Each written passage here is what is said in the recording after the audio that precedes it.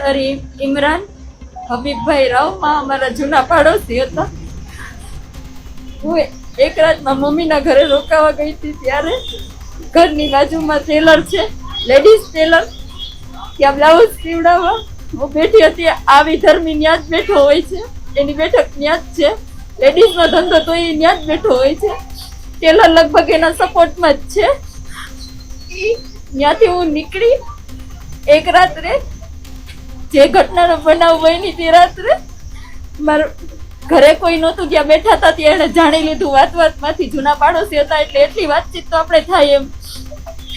પછી તરત જ પાછળ આવીને મૂંગો દઈને બધાયના બ્લોક સરખા જ છે એટલે રૂમ ખબર જ હોય ને ક્યાં છે ક્યાં શું છે એટલે સીધો ત્યાં લઈ ગયો અને મારું પેલા તો ટોક કાઢી નાખ્યું એટલે હું કાંઈ કરી ન શકું. મારા પપ્પા એક જ અને મારી ઢીંગલી ઘોડિયામાં સૂતી હતી.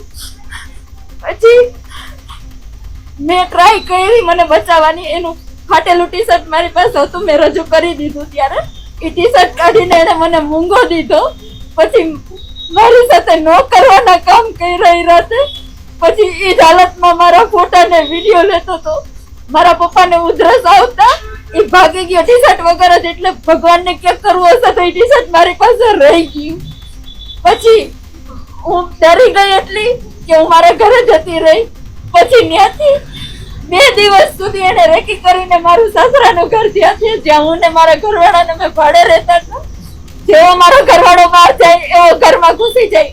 મારી ઢીંગલીની સામે મારી સાથે ન કરવાના કામ કરે વિડીયો બતાવીને તારા સાસરિયાને બતાડી દઈશ, વાયરલ કરી દઈશ, આમ કરી નાખીશ, એમ કરી નાખીશ. ડેરીએ મારા માણસો રહે છે, છરીએથી મારી નાખીશ. નો એવી ધમકી આપી આપીને અવારનવાર. તોય હું સર એટલી સ્ટ્રોંગ છું ને, હું બીવું નહીં એમ. બધા અમારા જ હોય. આ વીકથી હું કોઈ દિવસ પોલીસ ચોકીનું પગથિયું નહોતી ચડી સર. મહિલા સ્ટેશને 2 વખત હું ગેટ પાસેથી પાછી વળી ગઈ સર. બીકને મારે કે કોઈ મને સાંભળશે નહીં. મારા સુધી હતું ત્યાં સુધી મેં બહુ સહન કર્યું સર.